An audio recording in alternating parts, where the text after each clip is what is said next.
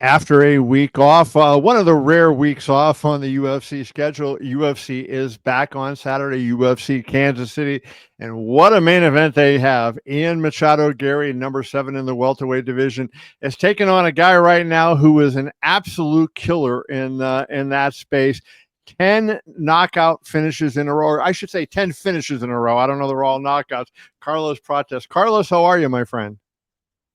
I'm good, bro. I'm good. Thank you. It's a huge honor for me. Always being here, talking with you. Thank you so much. I appreciate you very much as well.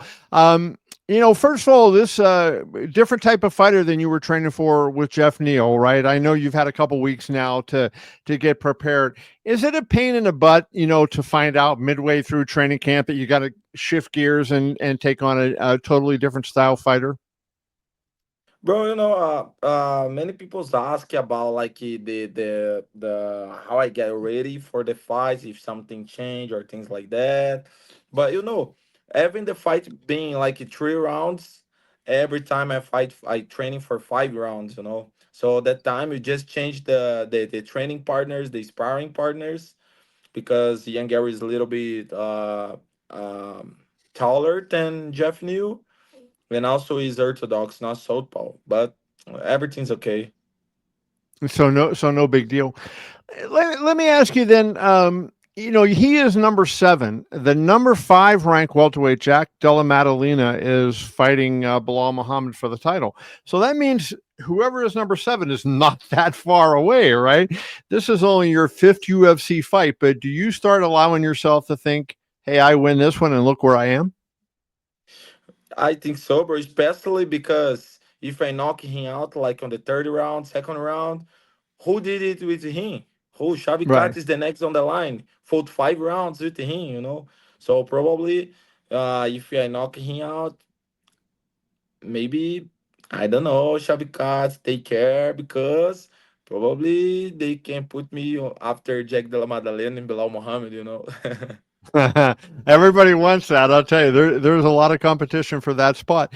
Let me ask you this first of all. Speaking of competition from your team, since the last time I talked to you, the Fighting Nerds have just been on almost every show and winning big fights at UFC 314. Jean Silva was the one that was in the spotlight with an unbelievable performance. Mauricio Hufi has been amazing.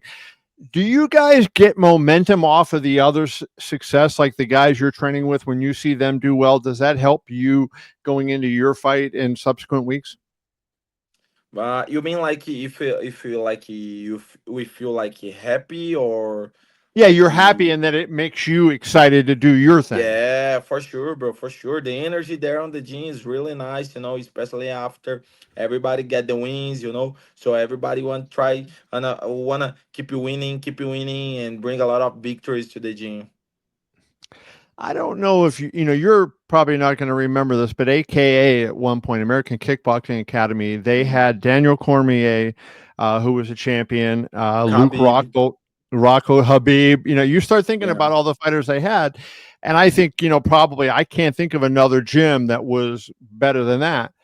But your guys are starting to show maybe you're going to rival that. Do you feel like we're going to have a Yeah. couple by the end of 2025 fighting nerd champions? Yeah, I think so, bro. I don't know about 2025. If somebody get the belt 2025, for sure gonna be Caio Borralho. But on the next year, I think we're gonna have some more than just only one UFC belt.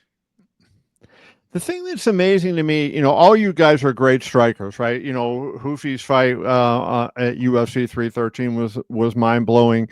Everybody talking about him. Then John Silva comes back, but you all seem to have a well-rounded game. What is that saying? Your coaching staff down there must be really amazing because nobody is one-dimensional on your team. You have submissions, you have grappling as well as great striking. What is it about that team going on there and those coaches? Bro, say again. The internet stopped a little bit and I cannot hear you. Yeah, I was just asking about your coaching. It seems like everybody on your team is so well rounded that they're good both on grappling and on striking. And I was asking you about the kind of preparation your coaches do for you. Bro, I think the secret in fighting nerds is hard work, and we train everything. We train everything. We train on the ground, we training on the cage, we are training on striking, and the coaches know how to work you really well with different fighters, Like I have my kind of training, I have the Kyle have his kind of training, have the not the training, better saying the way to work, different ways to work, and Right. then they know how to work with everybody, on different ways, but they know how to work. Sure. Let's talk about the fight with Ian Garry because he was 15-0. He lost his last fight, but that was a really good performance against Shavkat Rakhmonov, who was 18-0 with 18 finishes. Shavkat was a guy nobody wanted to fight. Ian Garry steps up and takes him on and put a really good performance in. And I thought, I don't know if you would agree, I thought that made Ian Garry look even better. Even though he lost to Shavkat, he performed so well. What was your impression of that fight? I'm impressed with the both fighters, but I don't know, I think maybe on different way, like he, of course he accept the fight, but I don't know, Shavkat, they said Shavkat is injury. I don't know if it's true or not with Right. his knee.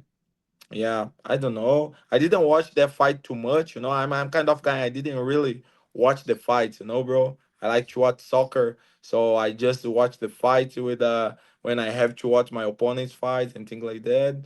So it was a really close fight. But Shabkat have a different game, not like me, he all the opponents of Ian Garrett didn't hurt him, didn't like he fight on the way what I like to fight.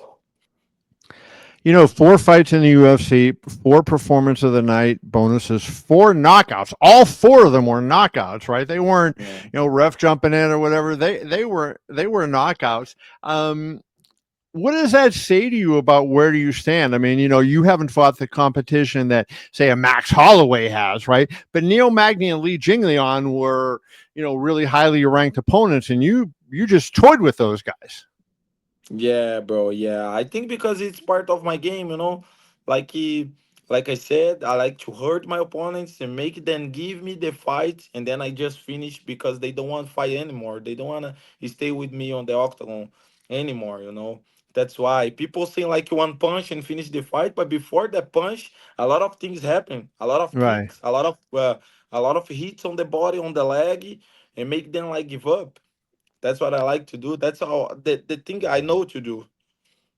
Neil Magny is a guy that, I mean, he's never been a championship contender, but he's been there with the best in the business. He's been there for a Yeah. long time. And, do you feel like you made him quit? Like, do you feel like you beat the fight out of him before the ending? Did you take the fight away from him? I think so. I think so. When I looked to him to another side of the octagon, he was like weird. He was like, oh my god, that guy gonna kill me, you know. And the most interesting fight was like I knocked him out in 4 minutes, something Yeah. like that. And Ian Gary fought him three rounds, 2 rounds with one leg gone, and he keep saying he gonna knock me out. I don't know how, but let's go. By the way, at the media day today, he when I spoke to him about you, he was very respectful of you. Didn't, have anything bad to say about you at all. But I saw at the media day today, he talked about he's more Brazilian than you are and and all these things and you're smoking American cigarettes and drinking Irish whiskey and whatnot. Is he just trying to get in your head, do you think? I think so, bro. But when somebody try to do that, it means more about him than me. Right. Like he tried to do with me what make his bad. Like with somebody, probably somebody do that with him, gonna come to his head, broken his head. But me, bro, like 32 years old, more than 100 Muay Thai fights, fought many situations on my life, fought sick, I fought injury, I fought with my hand broken. I fought many, many situations, bro. So now nobody can broke my mind, my mindset, come inside of my head. I just do what I been paid to do. Step on the octagon and smash his face 26 April. I wanted to run, one or two more questions. I wanted to run this past you because one of the things that's like really amazing about what you've done, Carlos, is how often you fought, right? You fought November of 23 in the Contender Series. Bingo, you're in the ring in February again against Trevin Giles. Then you're back in June. Then you were back 2 months later against Jing Liang. And then, 3 months after that. This is your longer break, right? I know you got Yeah. injured after that magnified, and they had a fight for you that you were willing to take. Um, Yeah. but how does that change things, given that you've been out of the octagon for a while and you don't have that, that same consistency that you're used to having? Bro, before it was like easy to fight every time, because I had a lot of options, a lot of opponents. But after you become a UFC ranked fight, you don't have a lot of options. You cannot fight all the time because if you accept the fight all the time, you're gonna fight somebody who's not on the rank. It's not good for you. Right. Also, I enjoy the time to take care about my health, about my body, about my mind, about everything. So now is the best version of Carlos Prates. Well, I'll tell you what, you have been pretty impressive to this point. So if this is the best, I can't wait till Saturday night. Ian Machado, Garry, Carlos Prates, going to be a great fight. Carlos, always fun to talk to you. Wish you the best of luck. Thank you so much for joining me. Thanks so much, brother. Thanks so much. I was huge honor to talk with you. Be well, bro. See ya.